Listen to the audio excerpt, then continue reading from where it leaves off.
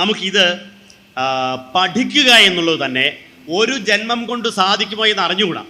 പക്ഷേ അതിലേക്കൊരു ചുവടെങ്കിലും വയ്ക്കാൻ ശ്രമിക്കണം. അതാണ് നമ്മുടെ കടമ. അതിലേക്കൊരു ചുവടെങ്കിലും വയ്ക്കാൻ നമുക്ക് സാധിക്കണം. അതിനെന്ത് ചെയ്യണം? എല്ലാ വീട്ടിലും ശ്രീനാരായണ ഗുരുദേവൻ്റെ സമ്പൂർണ്ണ കൃതികളുടെ പുസ്തകം ഉണ്ടാവണം. പാവുക്കരയിലെ എല്ലാ വീട്ടിലും ഉണ്ടോ? ഉണ്ട്. ഇല്ലാത്തവരും ഇഷ്ടം പോലെ ഉണ്ടെന്ന് ഈ മുഖം കണ്ടാൽ അറിയാമല്ലോ. അപ്പം എല്ലാ വീട്ടിലും ഒരു സമ്പൂർണ്ണ കൃതികളുടെ പുസ്തകം എത്തണം. എന്നിട്ട് എല്ലാ ദിവസവും നിങ്ങൾ പ്രാർത്ഥിക്കാൻ കുറച്ച് പ്രാർത്ഥനയുണ്ടല്ലോ. എല്ലാ ദിവസവും നമ്മൾ ചൊല്ലേണ്ട പ്രാർത്ഥന ഏതൊക്കെയാ? ദൈവദശകം നിർബന്ധമായിട്ടും ചൊല്ലുക. ആ ഗുരു ഷട്കം ചൊല്ലണം. നാരായണമൂർത്തെ നമുക്ക് ജപിക്കാം. ഗുരുവിൻ്റെ ഗദ്യ പ്രാർത്ഥനയും എല്ലാ ദിവസവും ചൊല്ലണം കേട്ടോ. ഏതാ കാണപ്പെടുന്നതൊക്കെയും എല്ലാ ദിവസവും ചൊല്ലണം. പിന്നെ നമ്മൾ മാറി മാറി ചൊല്ലേണ്ടവയാണ്. ഏത്? ഈ പറഞ്ഞ വിനായകാഷ്ടകം തൊട്ടുള്ള എല്ലാ കൃതികളും നമ്മൾ എന്ത് ചെയ്യണം? മാറി മാറി ഉപയോഗിക്കണം. അപ്പോഴേ നമ്മൾ എല്ലാവർക്കും അത് പഠിക്കാൻ പറ്റുള്ളൂ. ഇത്തിരി പ്രയാസമൊക്കെ ഉണ്ടാവും. ഇത്തിരി പ്രയാസം വരും. ഇപ്പോൾ ഉദാഹരണം പറഞ്ഞാൽ ഇപ്പോൾ ബാഹുലേയാഷ്ടമൊക്കെ ചൊല്ലുമ്പോൾ വലിയ പ്രയാസമാണ്. അത് വ്യാഖ്യാനിക്കാൻ, അർത്ഥം മനസ്സിലാക്കാൻ വലിയ പ്രയാസമാണ്. പക്ഷേ നിങ്ങൾ ആ കൂടെ അങ്ങ് ഇരുന്ന് ചൊല്ലിയാൽ മതി. ഈ ബാഹുലേയാഷ്ടകത്തെക്കുറിച്ച് പറയുമ്പോൾ ഒരു കാര്യം കൂടെ പറഞ്ഞുകൊണ്ടിരിക്കട്ടെ, പറയാൻ പോവുകയാണ്. അത് വേറൊന്നുമല്ല, മുമ്പേ പറഞ്ഞില്ലേ അക്ഷരങ്ങളിൽ തുടങ്ങുന്നത്. ബാഹുലേയാഷ്ടകം ഒരു മന്ത്രത്തിലാണ് തുടങ്ങിയിരിക്കുന്നത്. ബാലസുബ്രഹ്മണ്യൻ്റെ മൂലമന്ത്രമാണ് ഓം ഹ്രീം ശരവണ ഭവ. ഓം ഹ്രീം ശരവണ ഭവ. ഇതിൻ്റെ ഓരോ മന്ത്രങ്ങളിലാണ് ഈ പ്രാർത്ഥന ആരംഭിക്കുന്നത്. ഓം ആദ്യത്തെ ഘട്ടിക എടുത്തേ. ഓം ഓം ഓം ഹോമധൂമ പ്രകടതട ജടാകോടി. രണ്ടാമത്തെ ഹ്രീമിലാണ്.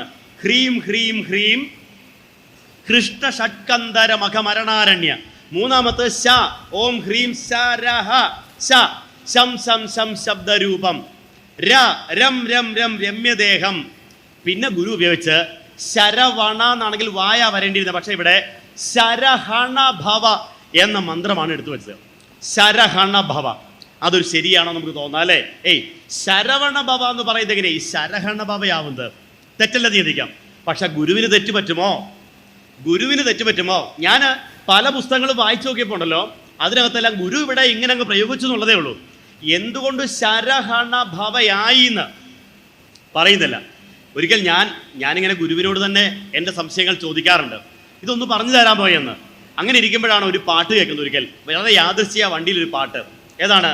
ഷഷ്ടിയെ നോക്കി ശരവണ ഭവനായി സിസ്റ്റർ കുതവും ചെന്തമിഴ് വേലോൻ പാദമിരണ്ടിൽ പന്മണിച്ചതങ്കൈ ഗീതം പാട കിങ്കിണിയാട.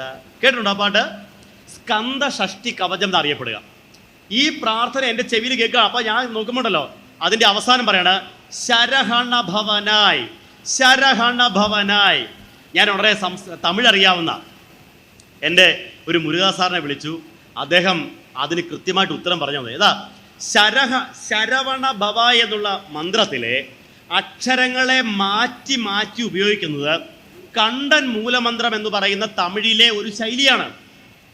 രഹനാഭവസ വേറൊരു മന്ത്രമാണ്. ഏതാ? ഈ ശരഹണ ഭവ പോലെ തന്നെ മറ്റൊരു മന്ത്രമാണ് രഹനാഭവസ. ഇങ്ങനെ അക്ഷരങ്ങളെ മാറ്റി മാറ്റി ഉപയോഗിക്കുമ്പോൾ ഓരോന്നിനും ഓരോ ഫലങ്ങളാണ്.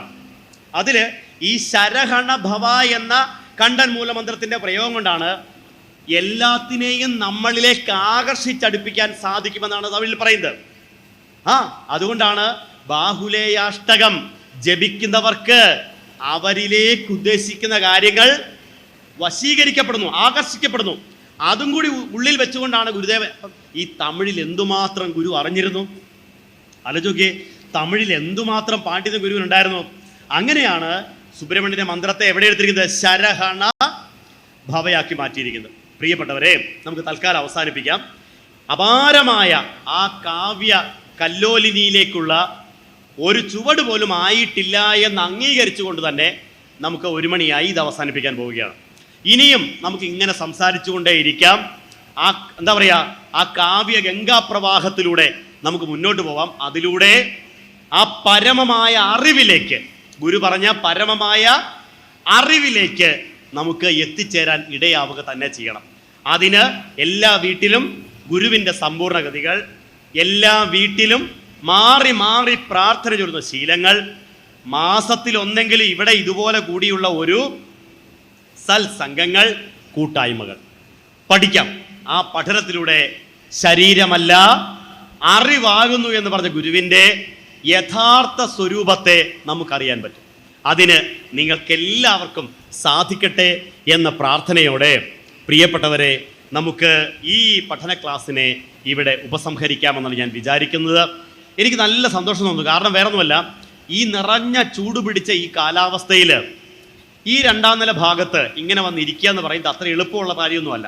നിങ്ങളൊക്കെ നല്ല ക്ഷമയുള്ളവരും, നിങ്ങളൊക്കെ നല്ല എന്താ പറയുക, ഒരു കാര്യം, ഗുരുവിനെ ഞങ്ങൾക്ക് കൂടുതൽ അറിയണം, ഗുരുവിനെ ഞങ്ങൾക്ക് ഇനിയും സ്വന്തമാവണം എന്ന ഉദ്ദേശത്തോടു കൂടി മാത്രം ഇരുന്നുകൊണ്ടാണ് ഈ പ്രതികൂല അവസ്ഥയിൽ നിങ്ങളിങ്ങനെ ഈ ക്ലാസ്സിനോട് അനുകൂലമായ ഒരു മുഖഭാവം പ്രദർശിപ്പിച്ചത്.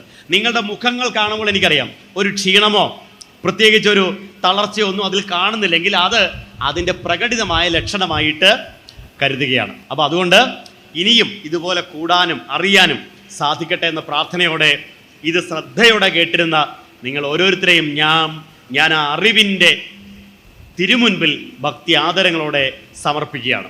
മഹാഗുരു നിങ്ങളെ എല്ലാവരെയും അനുഗ്രഹിക്കട്ടെ. ജീവിതയാത്രയിൽ നിങ്ങളുടെ കൂടെ ഉണ്ടാവട്ടെ. ശ്രീനാരായണ ഗുരുദേവൻ്റെ അനുഗ്രഹത്താൽ എല്ലാ കുടുംബങ്ങളിലും അറിവിൻ്റെ വെളിച്ചം പടരട്ടെ. നിങ്ങളുടെ മക്കൾ അറിവിൻ്റെ ചിറകേറി ലോകമെമ്പാടും നിറയട്ടെ.